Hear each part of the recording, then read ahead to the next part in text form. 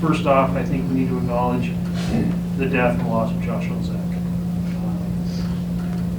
I acknowledge certainly the pain and the loss of the family, especially his children, and as has been discussed by both counsel, the sad reality of that, of this crime, is that there was nothing that can be done to change it.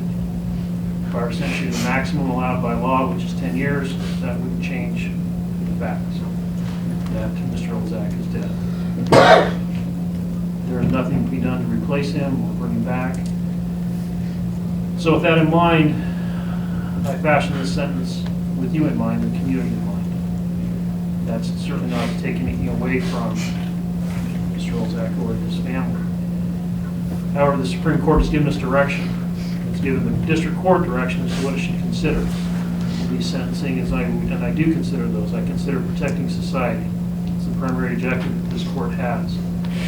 I have to look at deterring you and others from committing this type of crime. I must look at the possibility of rehabilitation and certainly a certain amount of punishment or wrongdoing. So as I go through my thoughts on this case, that's the kind of the framework that I'm looking at those in.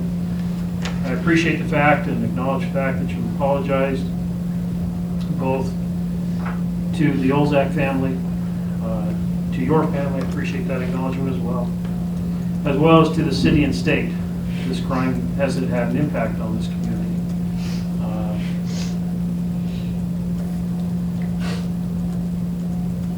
And I think it's because of some of the behavior that has occurred. I'm going to talk about that in just a minute.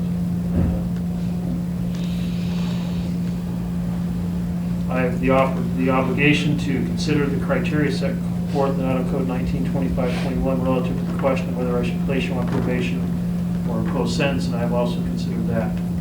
As to mitigation in this case, this is your first felony. Your counsel has argued that. This would be the first felony. Both counsel, I think the family of Mr. Olzak and you have indicated that that was not your intent. Your intent was not to go out and kill that night. That's not what you're being sentenced on. The family acknowledges that, the state has acknowledged that, and that's not what your intent is. So the crime that the jury found you guilty of is certainly appropriate in this matter. Your criminal history and your actions, your activity does show a long history of alcohol abuse. You began drinking alcohol at a young age. There has been some state intervention. It appears that once that intervention ended, that there was you never really slowed down from drinking. The past history of this case and your past history indicate that you get drunk and then go out and fight. That's unacceptable behavior in this community. The state has referred to the text messages, and I recognize that the spirit of those are sometimes sarcastic and facetious. However, when you knock somebody out, it's not funny. When you go out and drink and fight, it's not a fun time. It's a direct threat to the community, to the businesses, to society, and behavior in this case of chase through the streets, through one of the busiest and biggest streets in Idaho Falls. I recognize it was late at night and traffic was slow. However, there are people that are driving that are not affiliated with you or with anybody else drinking that night. Fighting outside of a bar, chasing through the streets, that behavior is not acceptable in our community.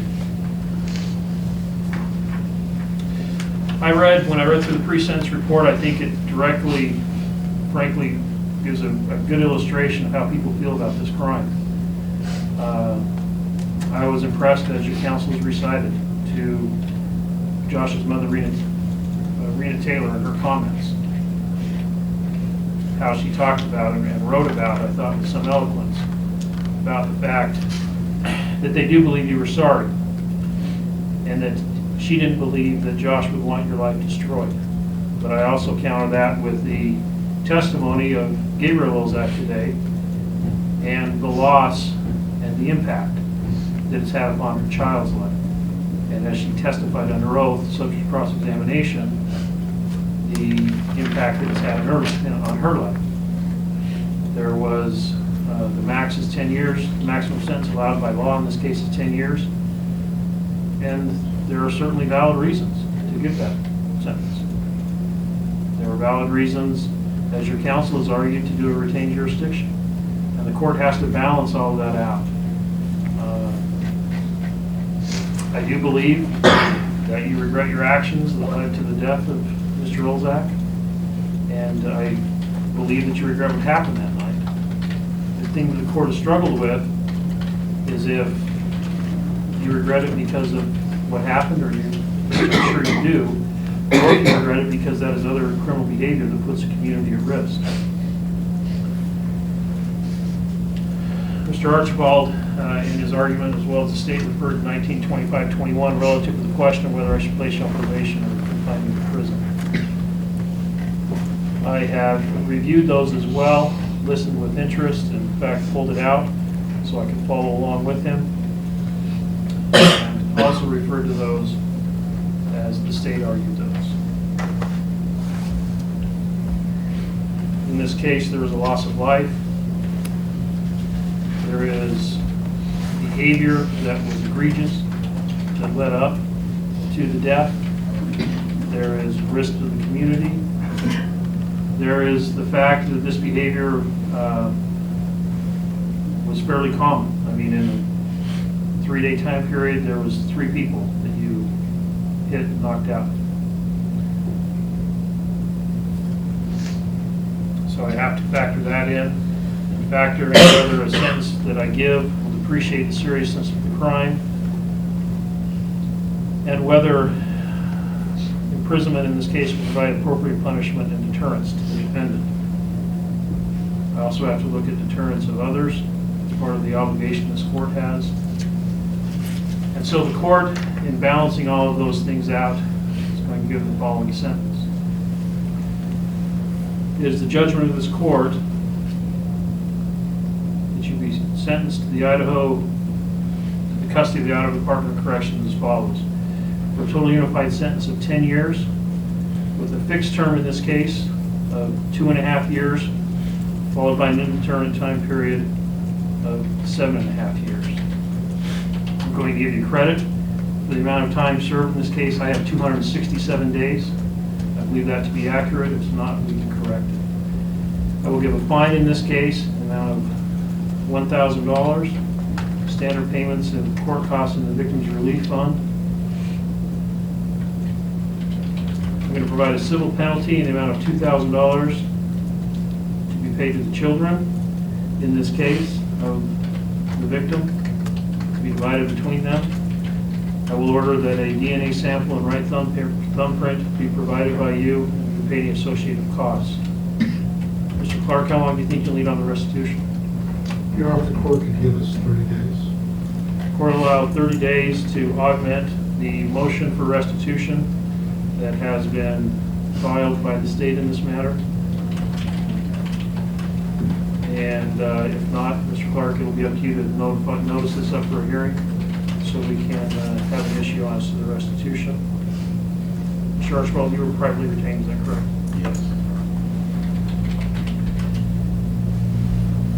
Mr. Olzak, I've considered and carefully considered the arguments in this matter as to whether this court should retain its jurisdiction or not, and exercise jurisdiction as requested by your counsel. The court is not going to retain its jurisdiction in the matter. The court will release its jurisdiction and send you to custody of the Department of Corrections. I feel like doing anything else does not provide the proper deterrence nor appropriate punishment for this matter, as well as I don't think it gives the proper feeling to the crime that was involved. This is a crime that, based upon your behavior, was shocking to the community, and recognizing that there's nothing to be done for the loss, but the court has tried to balance out the deterrent effect, and frankly, I hope that you take advantage of the therapeutic community in prison. That sentence gives you about the right amount of time to take advantage of that treatment. And I hope that you are able to do that. And I join with the Olzak family hoping that this does not ruin your life. However, the court has the obligation to do those things that it has done. So that will be the court sentence in this matter. You're advised you have the right to appeal to the Idaho Supreme Court from this judgment of conviction. You have a right to be represented by an attorney in that appeal. You're also advised that if you cannot afford an attorney, then an attorney will be appointed for you at public expense. However, you only have 42 days from today's date to file that appeal. You also have the right to seek relief from this judgment under Idaho Criminal Rule 35. This rule grants you 120 days to seek a correction or reduction of the sentence if you feel it was illegal or unduly harsh. Certainly consult with Mr. Archibald about that. You also have the right to seek relief under the Idaho Uniform Post-Conviction Relief Act. Such an action must be filed within 1 year from the day that your right to appeal expires. Mr. Cox, do you have any questions about the sentence in this case or your appellate rights? Will you look